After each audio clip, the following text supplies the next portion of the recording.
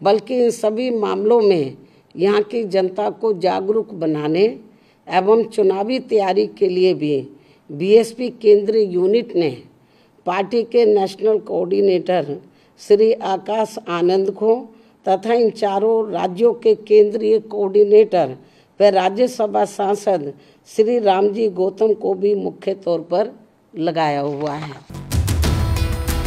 इस साल के आखिर में 4 बड़े राज्यों में विधानसभा के चुनाव होने वाले हैं। इसी के चलते मायावती ने अपने भतीजे आकाश आनंद को बड़ी जिम्मेदारी सौंपी है। मायावती के भतीजे आकाश आनंद ने लंदन से एमबीए की डिग्री हासिल की है।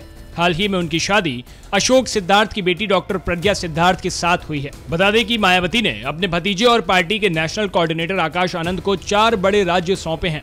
राजस्थान, मध्य प्रदेश, छत्तीसगढ़ और तेलंगाना की जिम्मेदारी मायावती ने आकाश आनंद को दी है।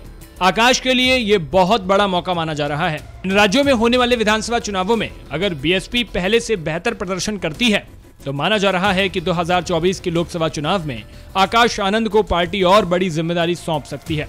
4 राज्यों में चुनाव की जिम्मेदारी मिलने पर आकाश आनंद ने मायावती का आभार जताया। उन्होंने कहा कि मायावती जी ने कहा है कि हम दलितों, आदिवासियों और अन्य पिछड़े वर्गों के हर स्तर पर हो रहे शोषण, गरीबी, महंगाई, बेरोजगारी जैसे मुद्दों पर विधानसभा चुनाव में लड़ेंगे। गौरतलब है कि मायावती ने मंगलवार को एक प्रेस कॉन्फ्रेंस में 4 राज्यों के विधानसभा चुनाव में पार्टी की रणनीति का खुलासा किया। मायावती ने कहा कि इन राज्यों में दलितों पर अत्याचार हो रहा है, बसपा इन मुद्दों को उठाएगी। इसी के चलते उन्होंने भाजपा और कांग्रेस पर बड़ा हिंदुत्ववादी बनने की होड़ मचाने का आरोप लगाया और कहा कि देश में लव जिहाद और जबरन धर्मांतरण के नाम पर धार्मिक उन्माद पैदा करने की कोशिश की जा रही है। मुक्ता से लड़ाई चल रही है कि इन दोनों में से कौन बड़ा हिंदुत्ववादी है। वह हिंदू भक्त हैं तथा पूजा पाठ करने में भी माहिर है, लेकिन इससे ये जरूर स्पष्ट होता है कि हिंदू धर्म को छोड़कर बाकी सभी धर्मों की ये दोनों पार्टियां उपेक्षा कर रही हैं। जो इनका ये कृत्य संविधान की मंशा के विरुद्ध भी है। वहीं मायावती ने उत्तराखंड में मज़ारों को हटाने का मुद्दा भी उठाया।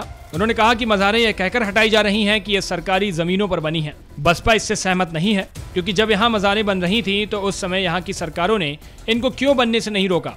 मायावती का कहना है कि उनकी पार्टी ऐसा कभी नहीं करेगी, क्योंकि वे सभी धर्मों का सम्मान करती हैं। खासकर यूपी व उत्तराखंड स्टेट में यहाँ वर्षों से लोगों की आस्था के बने स्थलों को अर्थात मज़ारों आदि को जो ये कहकर अब हटाया जा रहा है कि मज़ारें सरकारी ज़मीनों पर बनी हैं, इससे बीएसपी सहमत नहीं है।